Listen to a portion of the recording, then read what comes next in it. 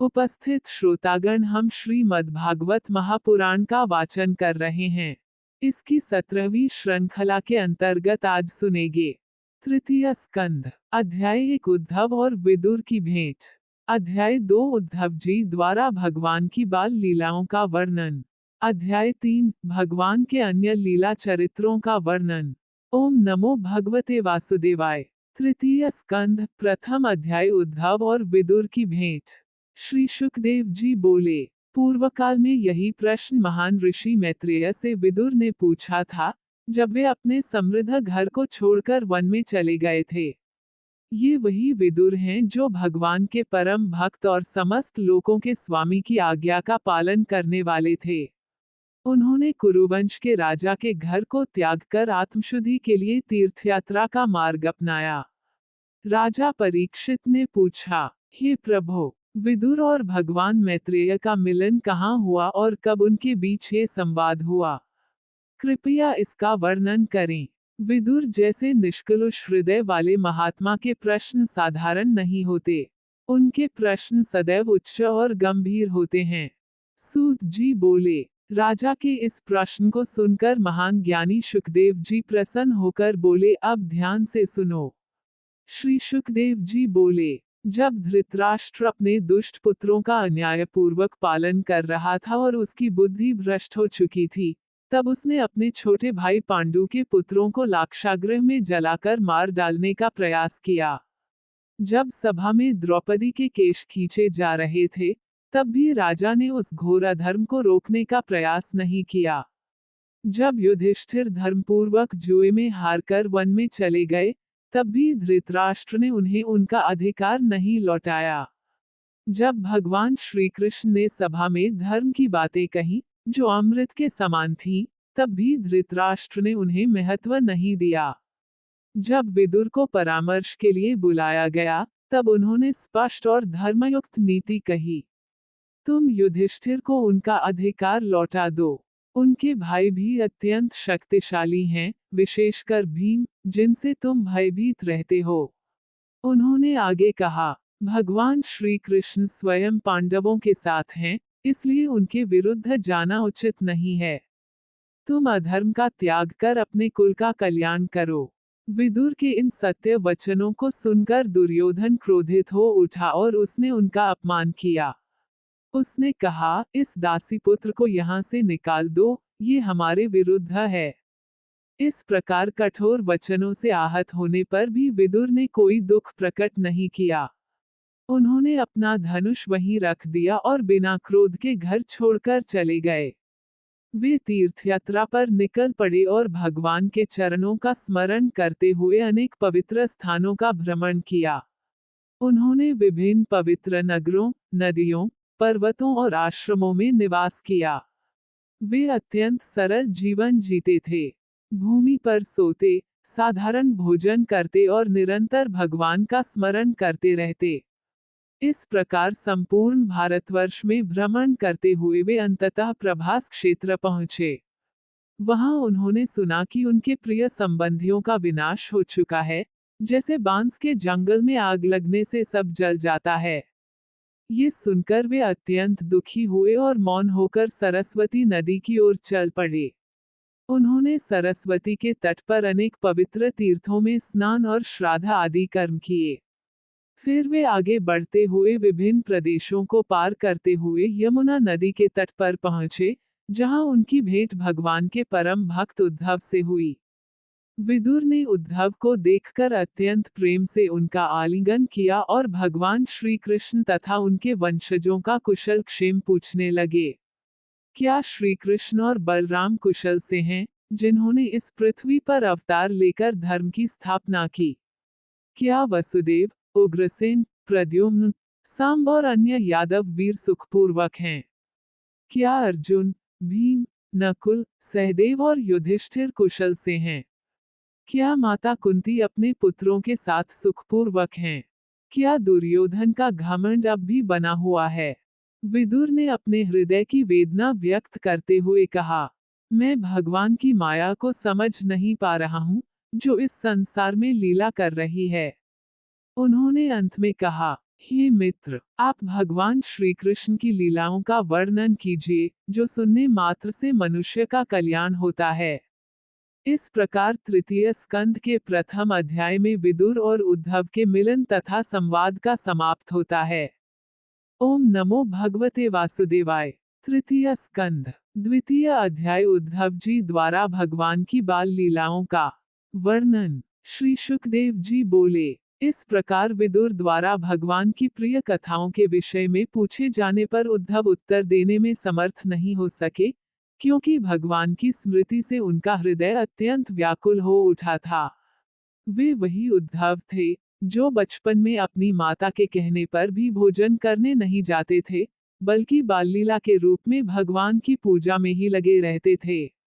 अब जब वे वृद्ध हो चुके थे और भगवान के चरणों का स्मरण कर रहे थे, तब उनके लिए भगवान की कथाएं सुनाना अत्यंत भावुक कर देने वाला था। कुछ समय तक वे मौन रहे। भगवान श्री कृष्ण के चरण कमलों की स्मृति में वे भक्ति के गहन भाव में डूब गए और परम शांति का अनुभव करने लगे। उनके शरीर में रोमांच हो गया, आंखों से आंसू बहने लगे। वे प्रेम से पूर्ण होकर भावविभोर हो गए। धीरे धीरे वे भगवान के दिव्य लोक से मानो मनुष्यलोक में लौटे। आंसू पोंछकर उन्होंने मुस्कुराते हुए विदुर से कहा। उद्धव बोले, जब श्री कृष्ण रूपी सूर्य अस्त हो गया और यदुवंश रूपी घर सर्प के समान काल द्वारा निगल लिया गया, तब हम लोगों का क्या कुशल हो सकता है। ये संसार अत्यंत दुर्भाग्यशाली है कि यदुवंशी लोग भी, जो भगवान के साथ रहते थे, उन्हें नहीं पहचान सके, जैसे मछलियां चंद्रमा को नहीं जानती। यदुवंशी अत्यंत बुद्धिमान और अनुभवी थे, फिर भी वे भगवान को केवल अपना स्नेही ही समझते रहे, न कि संपूर्ण जगत के आधार। जो लोग भगवान की माया से मोहित हैं और असत्य का आश्रय लेते हैं, उनकी बुद्धि भगवान की वास्तविकता को नहीं समझ पाती। भगवान ने अपनी योगमाया से मनुष्यों को अपना दिव्य स्वरूप दिखाया और फिर उसे छिपा लिया, जिससे वे संसार के लोगों के नेत्रों के लिए अदृश्य हो गए। उन्होंने अपने अद्भुत सौंदर्य और लीलाओं के माध्यम से सभी को चकित किया। उनका दिव्य स्वरूप सभी आभूषणों का भी आभूषण था। राजसूय यज्ञ में जब समस्त लोगों ने भगवान को देखा, तब तीनों लोगों ने उनकी महिमा को स्वीकार किया और यह समझा कि सृष्टि की रचना में भगवान की योजना अद्भुत है। वृंदावन की गोपियां उनके प्रेम में इतनी तल्लीन हो गई थीं कि उनकी रासलीला को देखकर वे अपने सारे कर्तव्य भूल गईं। भगवान ने अपनी करुणा से विभिन्न रूप धारण किए, यद्यपि वे अजन्मा और सर्वश्रेष्ठ हैं। मुझे यह विचार अत्यंत दुख देता है कि वही अजन्मा भगवान वसुदेव के घर जन्मे और कंस के भय से वृंदावन में रहने लगे, ये सब उनकी लीला मात्र थी। जब उन्होंने अपने माता पिता के चरणों में प्रणाम करके कहा, हे माता पिता, कंस के भय से हम आपकी सेवा नहीं कर सके, कृपया हमें क्षमा करें, तब ये स्मरण मुझे अत्यंत व्याकुल करता है। कौन ऐसा पुरुष होगा जो भगवान के चरण कमलों की धूल को भूल सके। उन्हीं के द्वारा पृथ्वी का भार दूर किया गया। राजसूय यज्ञ में शिशुपाल जैसे शत्रु को भी भगवान से मुक्ति मिल गई, जिसे पाने के लिए योगी भी प्रयत्न करते हैं। ऐसे भगवान से वियोग कौन सह सकता है। अन्य वीर योद्धा भी युद्ध में भगवान के सुंदर मुख का दर्शन करते हुए उनके द्वारा मोक्ष को प्राप्त हुए।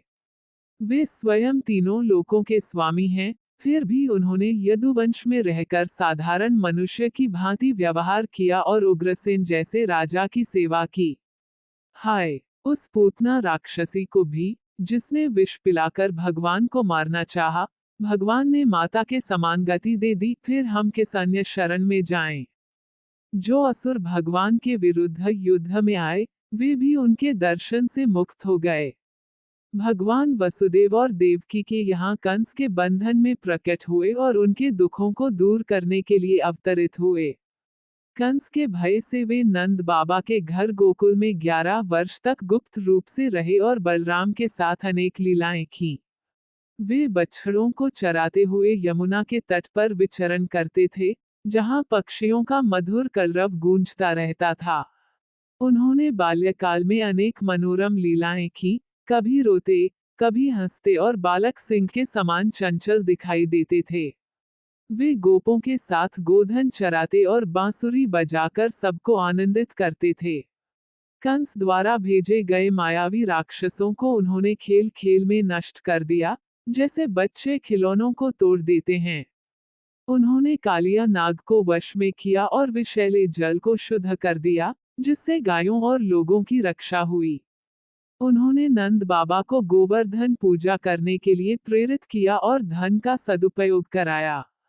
जब इंद्र ने क्रोध में वर्षा की, तब भगवान ने गोवर्धन पर्वत को उठाकर व्रजवासियों की रक्षा की। शरद ऋतु में चंद्रमा की चांदनी रात में उन्होंने गोपियों के साथ रासलीला की और मधुर गीत गाए। तारांकन इस प्रकार तृतीय स्कंद के द्वितीय अध्याय में उद्धव जी भगवान श्री कृष्ण की लीलाओं का स्मरण करते हुए भावविभोर होकर उनका वर्णन करते हैं। तारांकन। ओम नमो भगवते वासुदेवाय। तृतीय स्कंध तृतीय अध्याय, भगवान के अन्य लीला चरित्रों का वर्णन।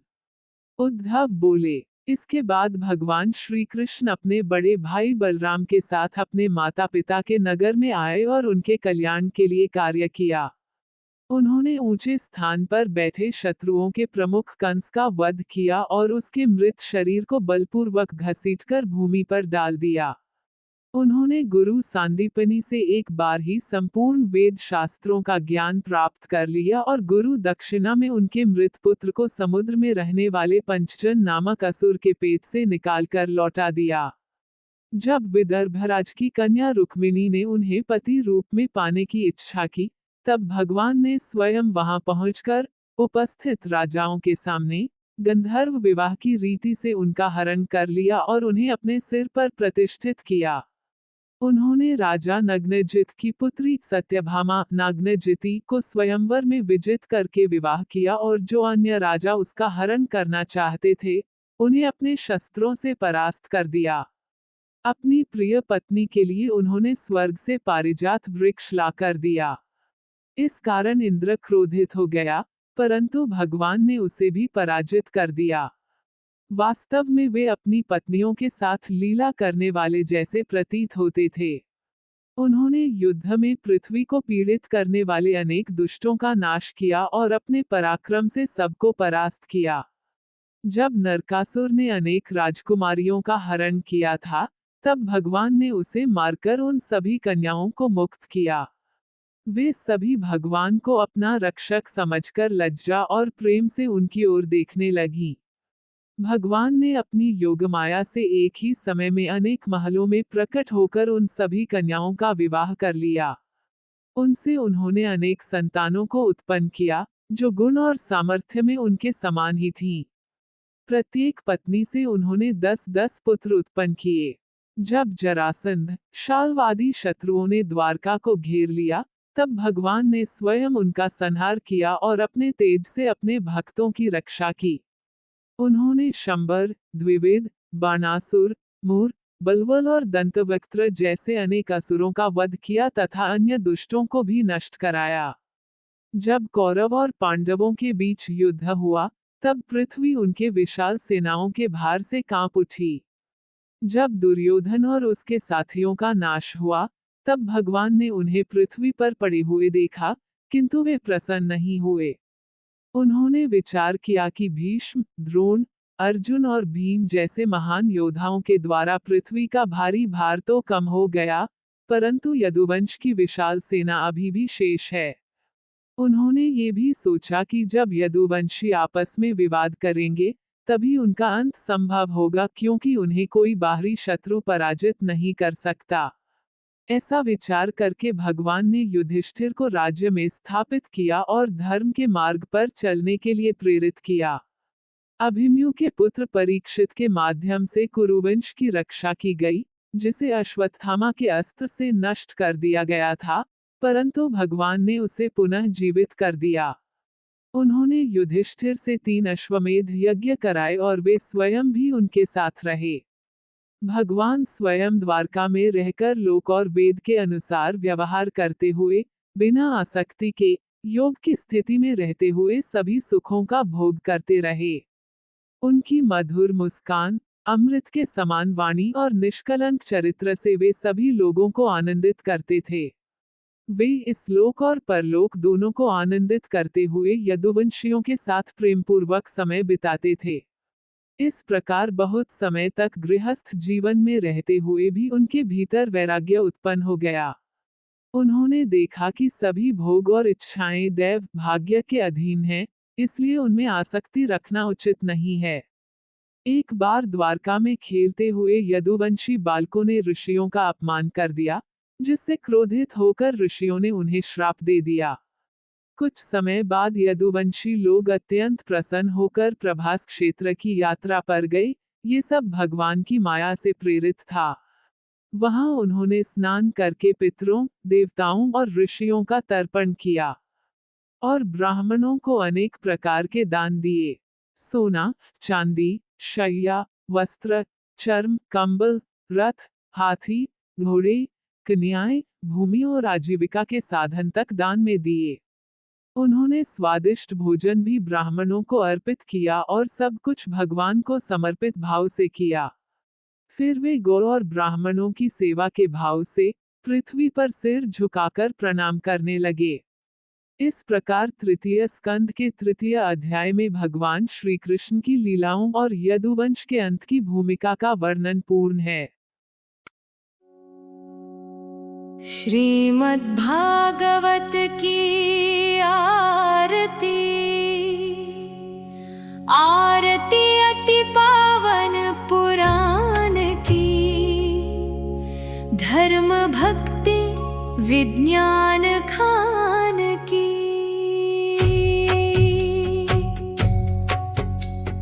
महापुराण भागवत निर्मल, शुक मुख विगलित निगम कल्प फल। परमानंद सुधार समय कल, लीलारति रस रस निधान की।